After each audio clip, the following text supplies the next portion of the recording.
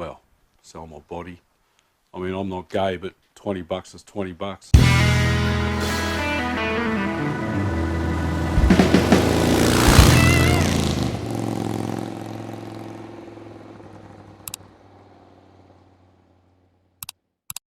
G'day everybody, welcome back. So I have got shims from Precision Shims Australia. People have been putting me onto this guy for years, and this is the first time I've used him. Very good. It doesn't matter what sort of shims you want, he can pretty well accommodate it. So you just go onto his website, you choose your vehicle or the size in terms of your outside diameter for your shims. And then you can go into a drop-down window and choose the ones that you want. And it puts them all into a shopping cart, and then you ping that off for a quote. So essentially it sends him an email with the size of the shims that you're looking for. He then rings you very promptly, actually. It was the next business day, because I did those on a weekend, got on his website. Next business day, he rang me early that morning, well early, 9 o'clock, 9:30, something like that. I said, yes, I can supply those. This is the cost, and away we went. So I got them. I wish I'd have known about these when I had my Ducati. Do you remember, for those that may have seen that video, I spent quite a lot of money on shims through Ducati, and then when they arrived, they couldn't supply me with the sizes I needed, so they had to be surface ground. That cost me even more money. So yeah, rather than being out on the street selling my body to pay for Ducati shims, well, sell my body. I mean, I'm not gay, but 20 bucks is 20 bucks. I could have bought them for like $9 each. $9 for the closing and for the opening ones each, which is really cheap.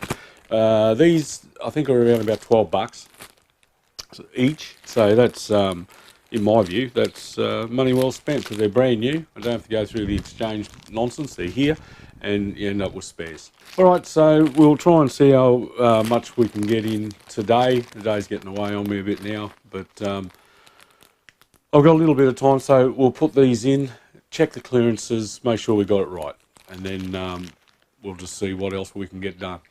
Let's go. Wish me luck. Okay, so this is what I came up with. I need, in inlet number 1, I need a 2.20.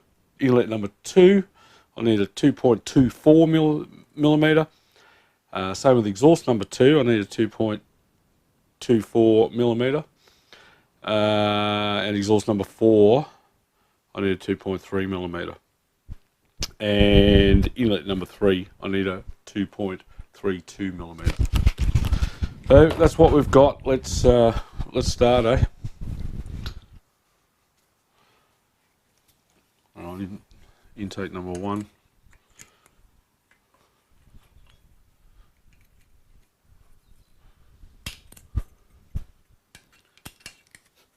That was the big fat 3 millimeter, that one. And we need 2.2. There it is, 2.20.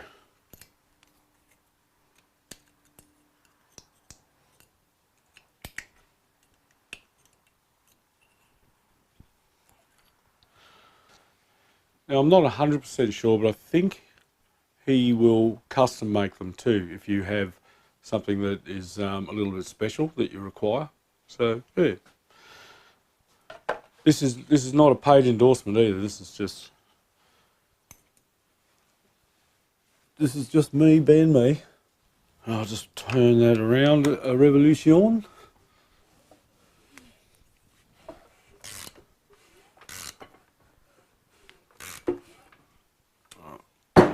We'll measure him there.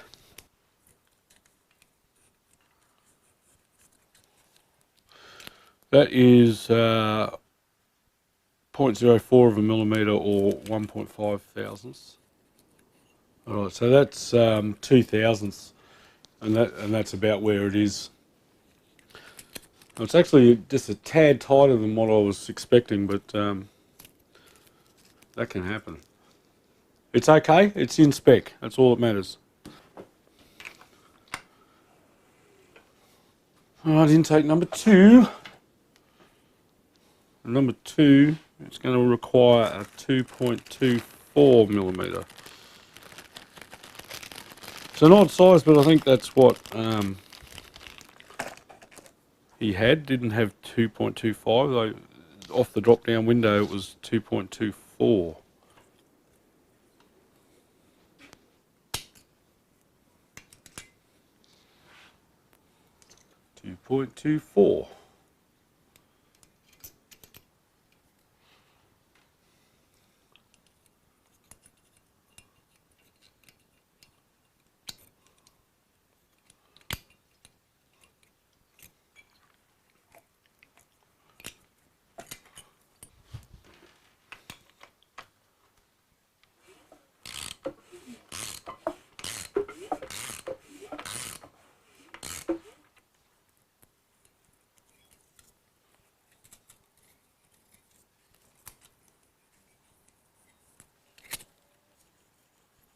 Right on 3 thou, which is what, 0.08 of a millimetre.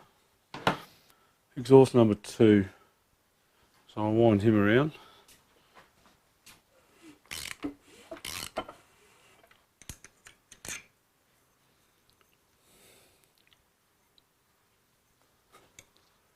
If I hit my head on those handlebars one more time. This one's also 2.24mm.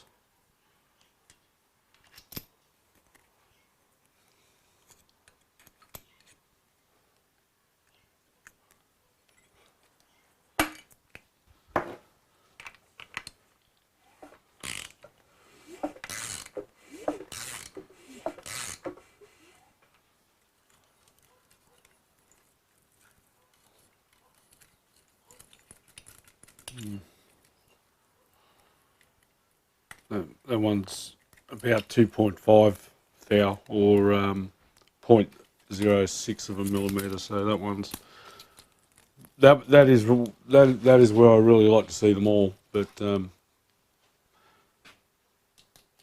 as long as they're within that spec of 1 to 3 thou, we're good. All right, intake number 3 needs to go to a 3.32.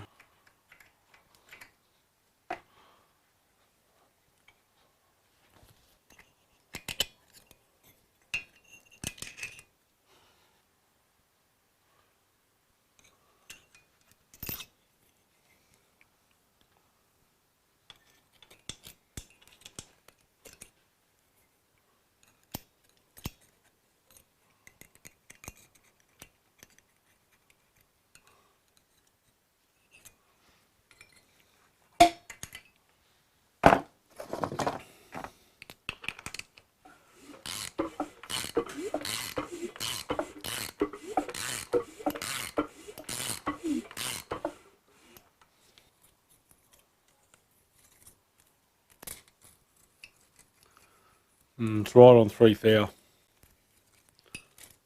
Yep, right on 3 thou.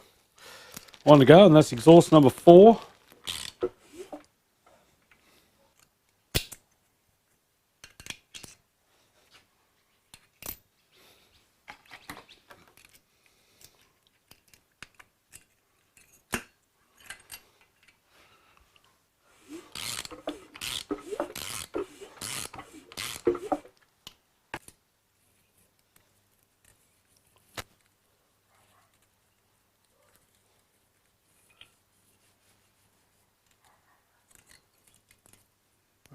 To 2.5, which is 0.06, which is bang on.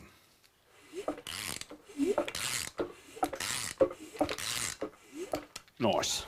Alright, so all of our valves are within the specification as laid out by Suzuki. So now we can start putting on other bits of the motor. So I want to put on the exhaust and the carburetors, etc., airbox.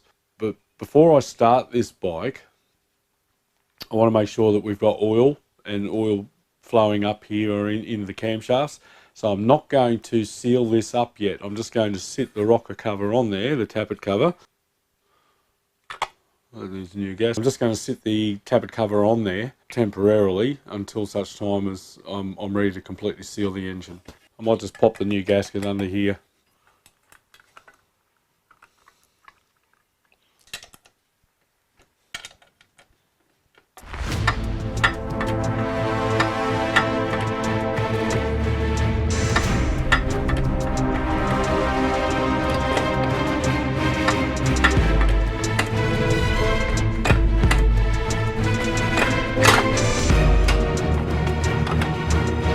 Yeah, that wasn't a pain in the... Ah, look at that. Bring your light around here, Ken. There's a problem with the rocker cover. It's hitting something. Right. Alright, predictably, it was just needed to relieve the bottom of that rocker cover with my Dremel, so it had to go to work. But we're back now, so the next step for me is to start bolting on some ancillaries. So I think I'll start with the exhaust.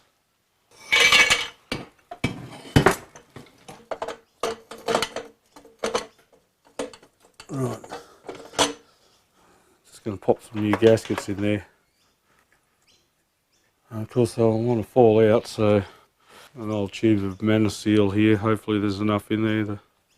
Hopefully it's not dried out. No, it looks alright. Stick him in with that. That'll hold it.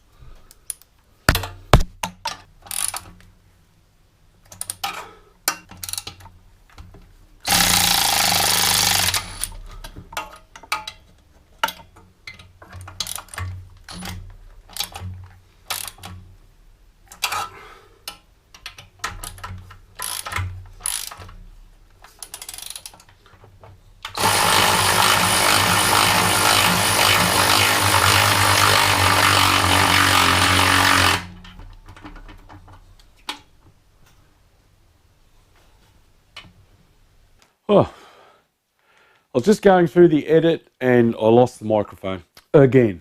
I'm pretty incompetent with this, with all the equipment. Hopefully that's working now, and the hits just keep on coming. I ordered genuine Suzuki O-rings for the manifolds. Wrong size. Don't know what's going on there. Could it be? I've got some suspicions. This cylinder head is a bit funny. I ordered those O-rings from Suzuki for a 1000G. The other thing that also makes me think that this cylinder head is odd is that tab at the front where the third M6 bolt is meant to go, at the front of the oil gallery there near the cam chain, timing chain. Is it possible, and you GS guys will know, is this an 850 head?